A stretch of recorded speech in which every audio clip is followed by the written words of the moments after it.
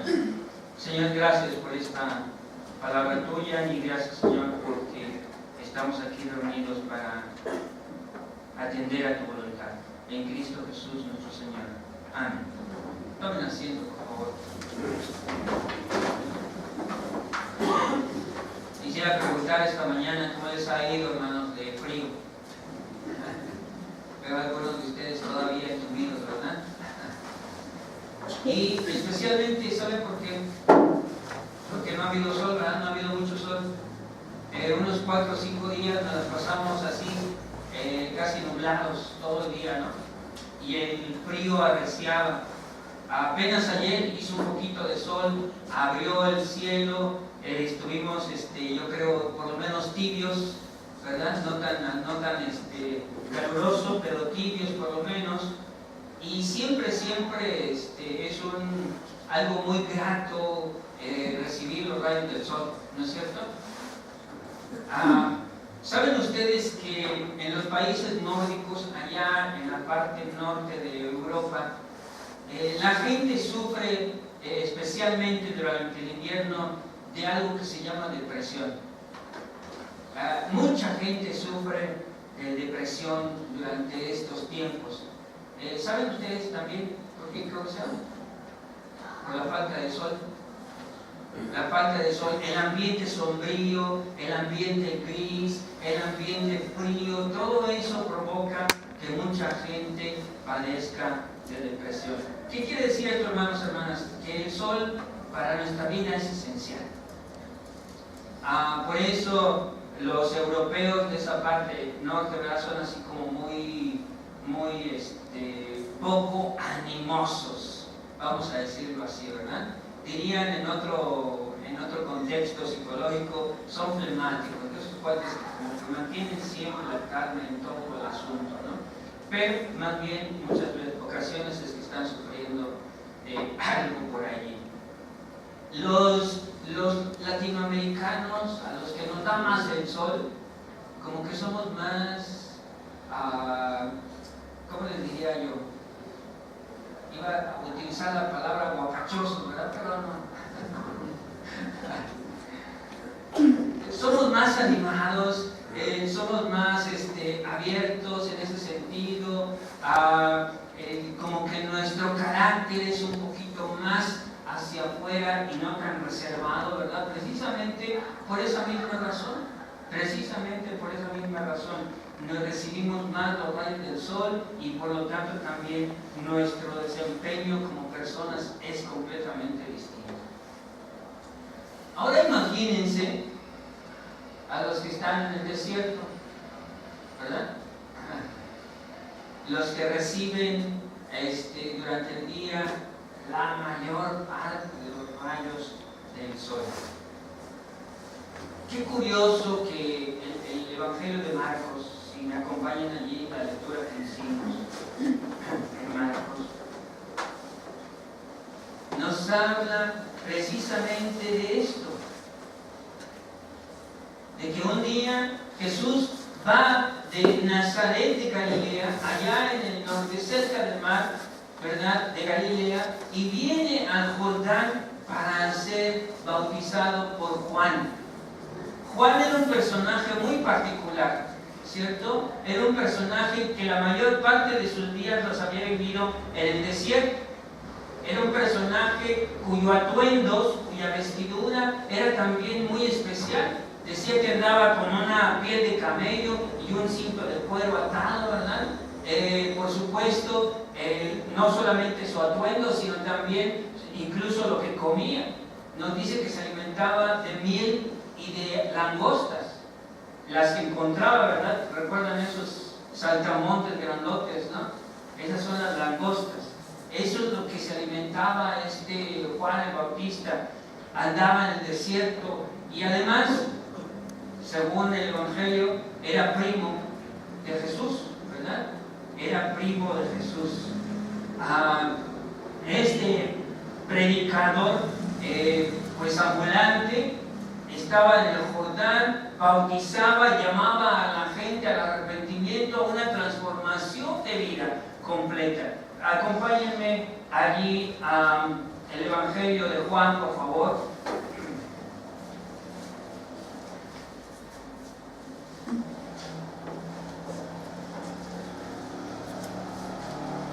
Al Evangelio de Juan, en el capítulo 1.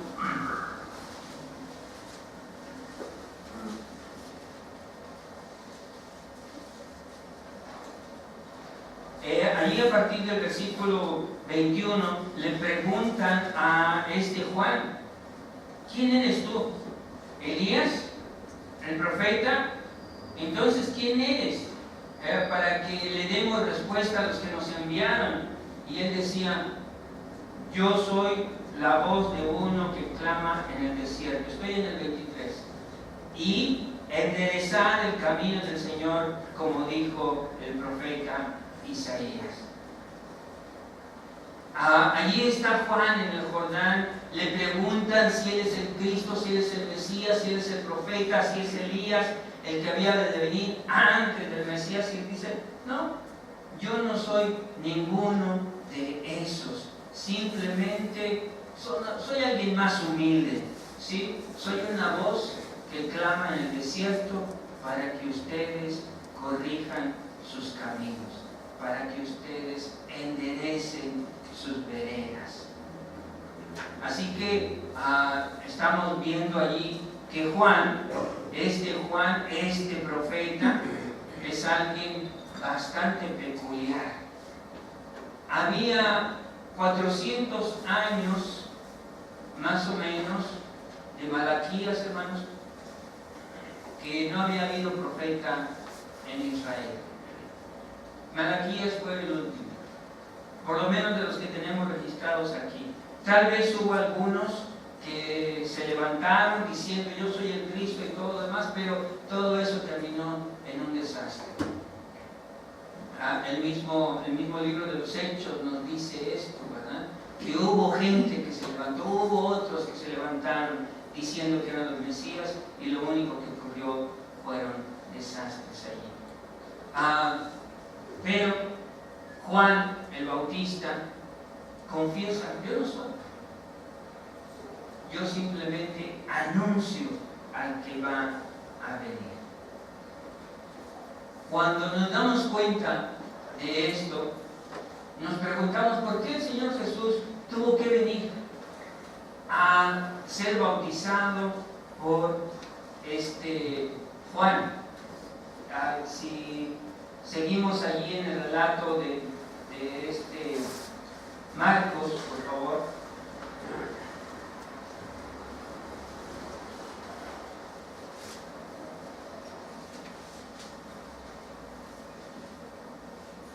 Si ustedes ven el versículo 7, la predicación de Juan el Bautista era que había otro que había venido, que era más poderoso, que él ni siquiera era digno de atar o de desatar las correas del calzado de este que vendría. Y además dice allí que yo los bautizo en agua, pero el que viene detrás de mí, él les va a bautizar con el Espíritu Santo. Es cuando llega el Señor Jesús, de acuerdo con este relato, y es bautizado por Juan. En otro de los evangelios dice que Juan le dice: oye, no, pero es que yo más bien necesito ser bautizado por ti. Y Jesús le dice: no, déjalo, así conviene que sean las cosas. Y entonces es cuando Juan se somete para bautizar al mismo Mesías. Dice el versículo 10, allí en Marcos: y luego, cuando subía del agua, vio abrirse los cielos y el Espíritu como paloma que descendía sobre él. Hermanos, hermanas, en nuestra vida, en ocasiones las nubes cubren el sol. Las nubes nos atrapan, por decirlo de alguna manera, y no nos permite ver que por encima de las nubes está brillando el sol. Una de las mejores experiencias que yo he tenido en mi vida fue la primera vez que yo viajé en avión. también fue la experiencia más dolorosa de mi existencia. La primera vez que yo viajé en avión fue algo maravilloso. Estaba el cielo nublado y entonces empezaba a llover, así que el avión subió por encima de las nubes y por supuesto por encima de las nubes podíamos ver el sol, y luego abajo todo oscuro, ¿verdad? Todo sombrío, se escuchaban o se veían los relámpagos, y entonces cuando íbamos subiendo y conforme íbamos atravesando las nubes, íbamos viendo la claridad que llegaba cuando estábamos allá arriba. Fue algo muy, muy especial, porque era la primera vez que yo viajaba en avión. Pero esa primera vez que yo viajaba en avión fue también porque yo iba al sepelio de mi papá. Yo iba a tratar de llegar al sepelio de mi papá. Así que aunque fue un viaje muy maravilloso, también fue la experiencia más dolorosa de mi vida en ese sentido. Ver las nubes abajo, hermanos, fue algo muy asombroso. Para los que han viajado mucho, ¿verdad? Pues dice uno, sí, pero ya. Pero cuando uno lo hace por primera vez, ver las nubes allá abajo, todo sombrío, oscuro, y darnos cuenta que arriba está el sol, es una experiencia maravillosa. Al menos lo fue para mí. Lo sigue siendo. Cada vez que viajo, me encanta estar viendo hacia afuera. Pero las nubes llegan a la vida. La situación a veces no está nada buena.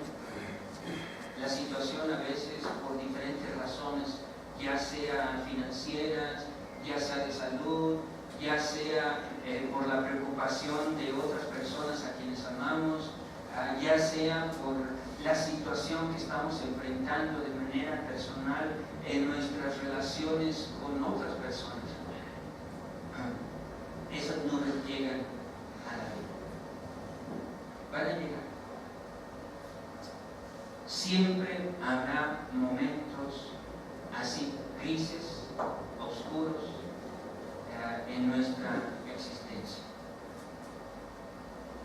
Y aquí en el Evangelio no nos dice que estaba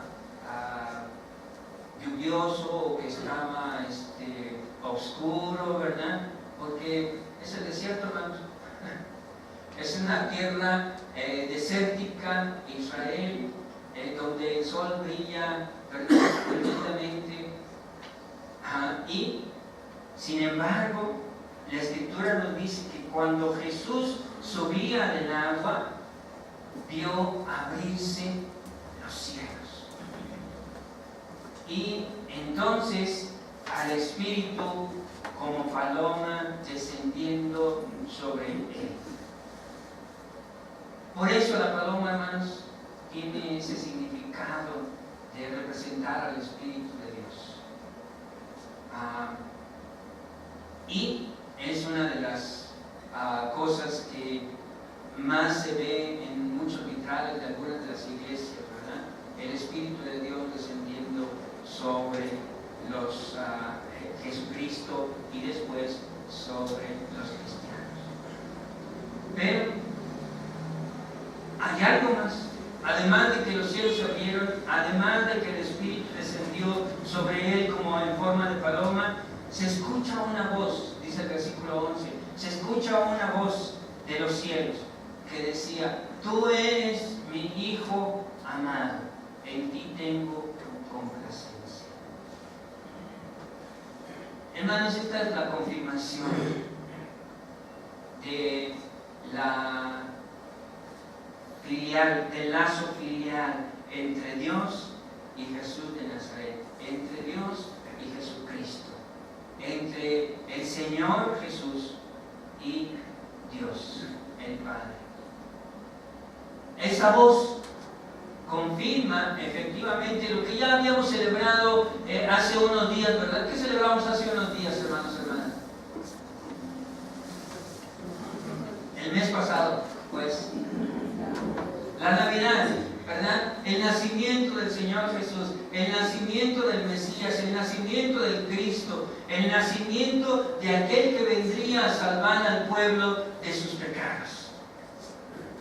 Y recuerdan, ¿verdad? Todos los acontecimientos a su alrededor. José, enterándose de que María estaba embarazada, quiso dejarla secretamente, pero en sueños el Señor le dice: oye, no, quédate con ella, porque esto es bueno. María, de pronto un día se le aparece el ángel y le dice: vas a dar a luz al Salvador. Y ella dice: caray, pero ¿cómo será eso? Bueno, el Espíritu de Dios vendrá sobre ti, te cubrirá con su sombra, y entonces eso hará posible las cosas. Y dice María: hágase conmigo conforme a tu voluntad. Hemos celebrado, hermanos y hermanas, durante estos días el nacimiento del Salvador. Ahora, cuando leemos esta parte de Marcos, nos damos cuenta una vez más de que el bautismo de Jesús confirma el lazo filial entre el Padre, entre Dios y Jesús. Dios tiene complacencia de nosotros. De Jesús. Dios tiene complacencia en su Hijo amado, en ese ser que estaría listo a entregar su vida por nosotros. Dice el Evangelio de Juan: ustedes creyeron porque vieron, les está diciendo a los discípulos, ¿verdad? Pero, dice él, bienaventurados aquellos que no vieron y creyeron. Hermanos y hermanas, entre esos nos encontramos nosotros, porque nosotros no fuimos testigos ni del nacimiento de Jesús como los pastores o los magos, ¿verdad? O la gente que estuvo allí a su alrededor. Nosotros no fuimos testigos de su sufrimiento, de la coronación de espinas, ¿verdad? Los latigazos. No fuimos testigos de su crucifixión. Tampoco hemos sido testigos de su resurrección allá en aquel entonces. Pero hemos creído, ¿verdad? Sin ver, hemos creído. Y para muchos de nosotros, cuando el Señor Jesucristo llegó a nuestras vidas, los cielos se abrieron. Los cielos se abrieron, llegó la claridad, escuchamos la voz de Dios que nos decía: tú también eres mi hijo, tú también eres mi hija. Y para muchos de nosotros eso ha hecho la diferencia, ¿no es cierto? Eso ha hecho la diferencia en nuestra vida. Hace poco estuvimos viendo un documental de la televisión sobre precisamente los países nórdicos, y estábamos viendo la historia de sobrevivencia de un excursionista que simplemente se perdió allá, todo nevado, en una tremenda frío, se rompió una pierna, tuvo que caminar kilómetros en medio de frío, en medio de la oscuridad, enfrentando todos los peligros que tenían que haber, ¿no? Allí en esos lugares. Nosotros no podemos imaginar ni siquiera, ¿verdad?, un poquito de nieve así, 5 o 10 centímetros, ¿no? En ese lugar la nieve tenía medio metro, ¿no? Imagínense herido, lastimado, tratando de llegar a un lugar donde pudieran auxiliarlo. Finalmente logró sobrevivir para contar su historia. Pero una de las cosas más importantes que recuerdo de este documental es que decía: de pronto vi una cabaña y dije, ya estoy salvado, ya la hice. Pero cuando llegué a la cabaña no había nadie. Y tuve que emprender otra vez mi camino y llegar hasta un lugar donde de pronto vi otras casas, y lo más importante fue que esas casas sí tenían luz. Eso indicaba que allí estaba la gente, ¿no? Eso indicaba que finalmente podría descansar, podría ser auxiliado, podría reponerse, en fin. Hermanos, hermanas, la luz siempre ha sido un símbolo de la gracia de Dios. Jesús mismo dijo: yo soy la luz del mundo. El que me sigue no andará en tinieblas. Y cuando el Evangelio nos dice que cuando Jesús estaba subiendo de allí del río, cuando estaba saliendo del río Jordán, los cielos se abrieron y el Espíritu de Dios descendió sobre él como una paloma. Se escuchó la voz de Dios, reconociendo el lazo filial entre ellos. Hermanos, hermanas, en nuestra vida necesitamos que los cielos se abran, y tal vez necesitamos escuchar la voz de Dios que nos diga: tú eres mi hijo, tú eres mi hija. Por encima de todas las circunstancias que podamos enfrentar en nuestra vida, hermanos, hermanas, a ver cómo Dios puede obrar, cómo Dios puede hacer cosas que para nosotros son imposibles, nos confirma que siempre estará pendiente de nuestra vida. Jesús decía allí en Mateo, en el famoso, conocido Sermón del Monte, que en nuestra vida no deberíamos estarnos afanando, ¿verdad? ¿Qué quiere decir? Esa preocupación excesiva por el futuro, por lo porvenir, sino que más bien deberíamos estar confiando. Porque si las aves del campo pueden comer, Dios le da su comida. Si las flores, los lirios también se visten, Dios los viste de formas que ni siquiera Salomón se pudo haber imaginado. Entonces dice el Señor Jesús: también tendrá cuidado de ti.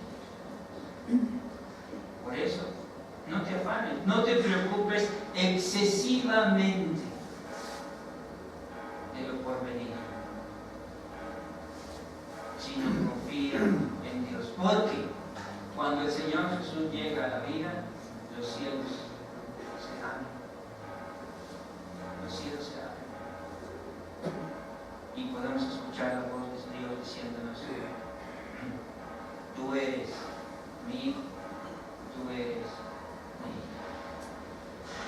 Así que yo les invito, hermanos y hermanas, a que cuando su horizonte esté gris, cuando su horizonte se vea nublado, cuando digan: ah, caray, ya no vamos a tener esperanza, puedan levantar su rostro hacia el cielo y ver cómo Dios los abre y pueden escuchar su voz. En cualquier momento de su existencia, cuando esto parezca no tener salida, piensen, ¿verdad? Hay un canto que así lo dice: Dios hará una vereda donde parece que no hay ninguna. Y yo les invito en esta mañana a ver, a escuchar, a levantar su mirada hacia los cielos y ver cómo Dios los abre para que Él venga sobre cada uno de nosotros. Por eso en esta ocasión yo quiero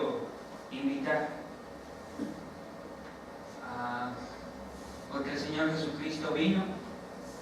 No vino nada más para consolarnos en nuestras tristezas, no vino nada más para apapacharnos, ¿verdad?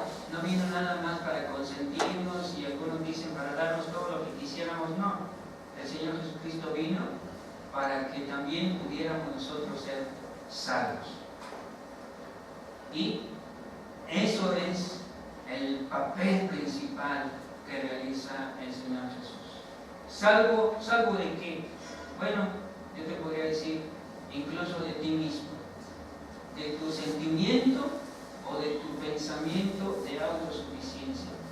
Porque cuando llegan, como dice Eclesiastés, los malos días en los cuales dices, no tengo contentamiento, no estoy feliz, entonces es cuando verdaderamente el Señor Jesús llega al reino. ¿Quieres ser salvo de toda maldad? Dice el himno.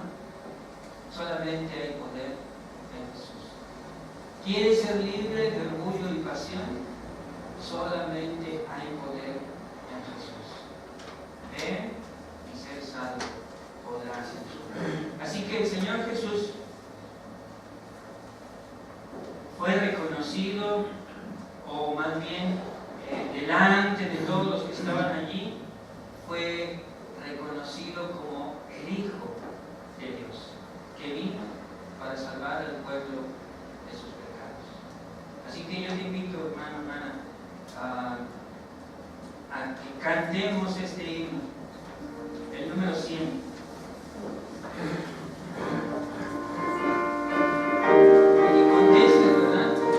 Yo quiero ser santo, Señor Jesús.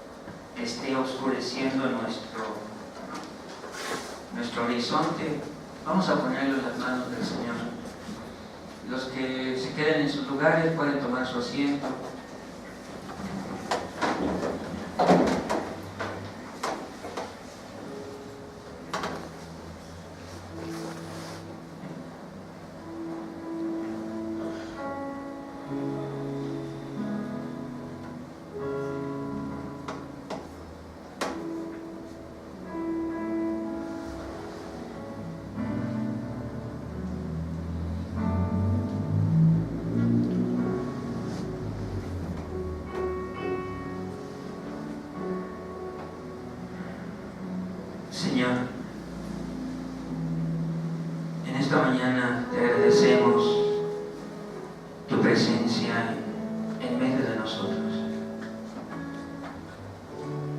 Hay muchas cosas, Señor, de las que necesitamos librarnos. Gracias por que enviaste a tu Hijo Jesucristo para nuestra salvación. En esta mañana, Señor,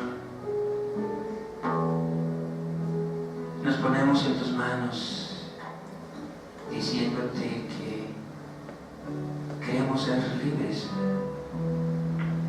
Señor, con la libertad con que tú nos puedes hacer libres. Y Señor, también en esta mañana venimos delante de ti, trayendo a tus pies,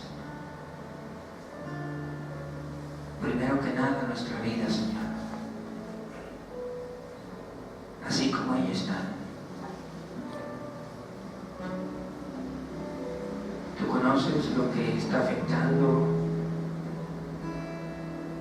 nuestra mente, nuestro corazón. Señor, aquello que nos preocupa por algún familiar, aquello, Señor, que está allí en nuestra mente y que no nos permite pensar otras cosas. Tú lo conoces, Señor. Ayúdanos a ver que tú puedes abrir los cielos y quitar todo ello. Pero también, Señor, en nuestro corazón hay cosas que oscurecen nuestro sendero. Y hemos cantado, Señor, que si queremos vencer la tentación, solamente podemos recurrir a ti. Señor, en nuestro corazón también tal vez hay pesadumbre, o hay tristeza, o hay alguna otra situación, Señor, que no nos permite verdaderamente disfrutar de la vida que tú nos has provisto. Te pedimos, Padre, también que una vez más abra los cielos. Quite, Señor, ese ambiente sombrío que se ha apoderado de nuestros pensamientos o de nuestro corazón, Señor. Y sea tu presencia la que alumbre cada rincón, la que, Señor, alumbre nuestra vida. Esta mañana, Señor, también estamos poniendo en tus manos a las personas que amamos, a aquellos por quienes nos preocupamos.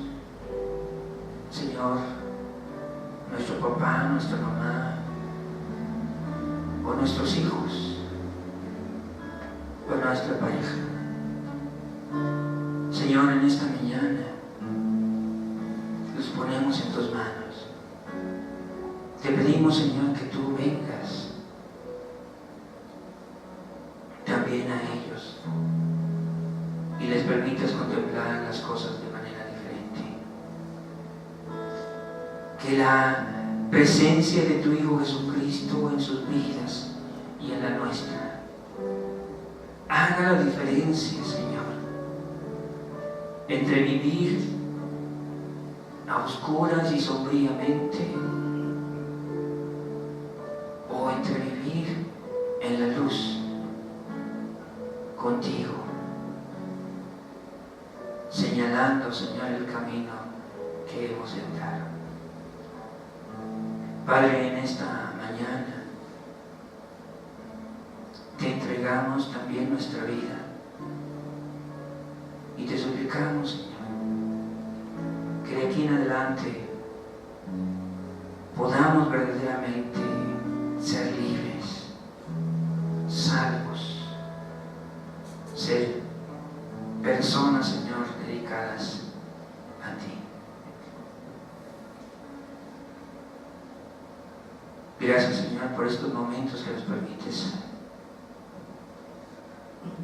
Llévanos a nuestras tareas o a las cosas que vamos a hacer con la plena confianza de tu presencia en nuestras vidas. De que tú, Señor, eres el sol de justicia para nosotros también. Y de que tu presencia, Señor, estará alumbrando cualquier sendero en el que andemos. Especialmente, Señor, si ese sendero nos lleva a ti. Esta mañana te entregamos todo nuestro ser, Señor, en el nombre de Cristo Jesús, nuestro Salvador.